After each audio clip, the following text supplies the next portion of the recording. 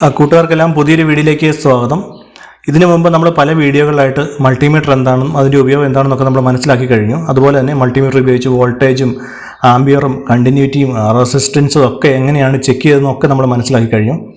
അപ്പം ഇന്നത്തെ ഈ ഒരു ചെറിയ വീഡിയോയിൽ ഞാൻ നിങ്ങൾക്ക് പറഞ്ഞു തരാനായിട്ട് പോകുന്നത്, നമുക്ക് മൾട്ടിമീറ്ററിൽ ഡിസ്പ്ലേയിൽ റീഡിംഗ് ഒന്നും കാണിക്കുന്നില്ലെങ്കിൽ, അല്ലെങ്കിൽ അത് നമ്മൾ കേടായി എന്ന് പറഞ്ഞ് ഉപേക്ഷിക്കുന്നതിന് മുമ്പ് നമുക്ക് ചെയ്ത് നോക്കാനായിട്ട് സാധിക്കുന്ന, അല്ലെങ്കിൽ നമുക്ക് ചെക്ക് ചെയ്യാനായിട്ട് പറ്റുന്ന രീതികളും, അതുപോലെ തന്നെ മൾട്ടിമീറ്റർ അഴിച്ച് അതിനകത്ത് എന്തൊക്കെ ഉണ്ടെന്നുള്ളതും, അതുപോലെ ബാറ്ററി എങ്ങനെയാണ് മാറുന്നതെന്നൊക്കെയാണ് ഇന്നത്തെ ഈ വീഡിയോയിലൂടെ കാണിക്കാനായിട്ട് പോകുന്നത്. ആദ്യമേ തന്നെ നമുക്കതിൻ്റെ പ്രോപ്സ് ഒന്ന് അഴിച്ചു മാറ്റാം. പ്രോപ്സ് അഴിച്ചു മാറ്റിയതിന് ശേഷം ഞാൻ പ്രോപ്സിനെ കുറിച്ച് പറഞ്ഞുതരാം. പ്രോപ്സ് മെയിനായിട്ട് കംപ്ലൈൻ്റ് ആയിട്ട് ആവാനായിട്ട് സാധ്യത ഇതുപോലെ രണ്ട് എൻഡിലും ഈ വയർ കണക്ട് ചെയ്തിരിക്കുന്ന ഈ ഭാഗം പൊട്ടിപ്പോവുകയോ മുറിഞ്ഞു പോവുകയോ ചെയ്യാനായിട്ട് സാധ്യതയുണ്ട്. ഇങ്ങനെ വന്നു കഴിഞ്ഞാൽ നമ്മൾ റീഡിങ് എടുക്കുമ്പോഴത്തേക്ക് ഡിസ്പ്ലേയിൽ തെളിയത്തില്ല. പക്ഷേ നമ്മൾ മൾട്ടിമീറ്റർ കംപ്ലൈൻ്റ് ആയെന്ന് പറഞ്ഞ് പൊതുവെ ഉപേക്ഷിക്കാറാണ് പതിവ്. അപ്പം നമുക്ക് അങ്ങനെ ഉപേക്ഷിക്കുന്നതിന് മുമ്പ് ഈ പ്രോപ്സ് കംപ്ലൈൻ്റ് ആയിട്ടുണ്ടോ എന്ന് ചെക്ക് ചെയ്യാനായിട്ടുള്ള ഒരു മാർഗ്ഗം ഞാൻ നിങ്ങൾക്ക് പറഞ്ഞുതരാം. ആദ്യമേ തന്നെ ഓരോ പ്രോപ്സ് എടുത്തതിന് ശേഷം കോമൺ എന്ന ഭാഗത്തോട്ട് ഏതെങ്കിലും ഒരു പ്രോപ്സ്, അതൊക്കെ നമ്മൾ റെഡോ ബ്ലാക്കോ ഏതാണെങ്കിലും കണക്ട് ചെയ്തതിന് ശേഷം അതിൻ്റെ മറ്റേ എൻഡ് ഉപയോഗിച്ച് ആദ്യം കണ്ടിന്യൂറ്റി പൊസിഷനിൽ ഇതുപോലെ ഇടുക. കണ്ടിന്യൂറ്റി പൊസിഷനിൽ ഇട്ടതിന് ശേഷം മറ്റേ എൻഡ് ഇതുപോലെ നടുക്കത്തെ ആ ഹോളിൽ ഇങ്ങനെയൊന്ന് പുഷ് ചെയ്യുമ്പോഴത്തേക്ക് ബസർ സൗണ്ട് കേൾക്കുന്നുണ്ടോ നിങ്ങൾ നോക്കുക. അങ്ങനെ കേൾക്കുന്നുണ്ടെങ്കിൽ ആ പ്രോപ്സ് ഓക്കെ ആണെന്ന് മനസ്സിലാകുക. അങ്ങനെ ഉണ്ടെങ്കിൽ രണ്ടാമത്തെ പ്രോപ്സ് ഇതുപോലെ ചെക്ക് ചെയ്ത് നോക്കുക. അപ്പം ഏതെങ്കിലും ഒരു പ്രോബ് കംപ്ലൈൻ്റ് ആണെന്നുണ്ടെങ്കിൽ തീർച്ചയായിട്ടും നമുക്ക് കണ്ടിന്യൂറ്റിയുടെ ബസർ വരികയില്ല. അപ്പോൾ നമുക്ക് പ്രോപ്സ് ആയിട്ട് മാത്രം മേടിക്കാനായിട്ട് കിട്ടുന്നതാണ് ഇലക്ട്രോണിക്സ് കടകളിലൊക്കെ.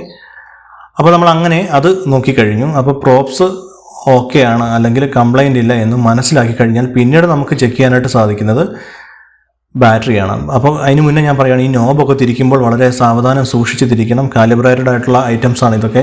റഫ്യൂസ് ചെയ്ത് വളരെ ജെന്റിലായിട്ട് വേണം ഓരോ പൊസിഷനിലോട്ട് നമ്മൾ ചേഞ്ച് ചെയ്യാനായിട്ട്.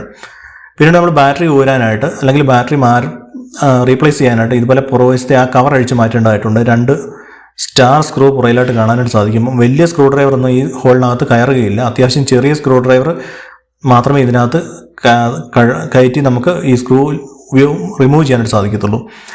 അപ്പം 2 സ്ക്രൂ ഇങ്ങനെ റിമൂവ് ചെയ്തതിന് ശേഷം പുറകിലത്തെ ആ കവർ നമുക്ക് അഴിച്ചു മാറ്റാം. അപ്പോൾ അഴിച്ചു മാറ്റുമ്പോഴത്തേക്ക് അതിൻ്റെ ഉള്ളിൽ എന്തൊക്കെയുണ്ടെന്ന് നമുക്ക് കാണാനായിട്ട് സാധിക്കും. ഏറ്റവും മുകളിലായിട്ട് ആ വൈറ്റ് കളറിൽ കാണുന്നത് അതിൻ്റെ ഡിസ്പ്ലേ ആണ്. അപ്പോൾ LCD ഡിസ്പ്ലേ ആണ് അതിൻ്റെ മുകളിലായിട്ട് നമുക്ക് കാണാനായിട്ട് സാധിക്കും.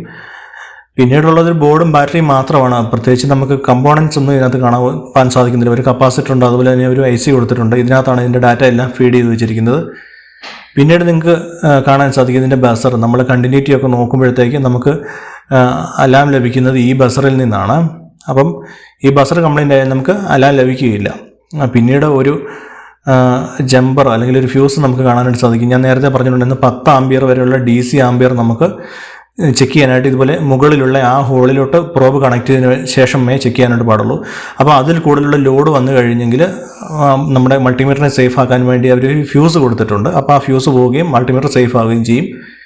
ഏറ്റവും താഴെയായിട്ട് നമുക്ക് ഈ മൾട്ടിമീറ്റർ പ്രവർത്തിപ്പിക്കാൻ ആവശ്യമായ ബാറ്ററി കൊടുത്തിരിക്കുന്നത് മനസ്സിലാക്കാനായിട്ട് സാധിക്കും. അപ്പോൾ ഈ ബാറ്ററിയെക്കുറിച്ച് പറയുകയാണെങ്കിൽ നമുക്ക് ഇലക്ട്രോണിക്സ് കടകളിലൊക്കെ മേടിക്കാനായിട്ട് ലഭിക്കുന്ന ഒരുതരം ബാറ്ററിയാണ് ഇത്. 9 വോൾട്ടാണ് ഇതിൻ്റെ കപ്പാസിറ്റി. നോൺ റീചാർജബിൾ ആണ്. നമുക്ക് ഉപയോഗിച്ച് കഴിഞ്ഞിട്ട് ഉപേക്ഷിക്കേണ്ടതായിട്ട് വരും.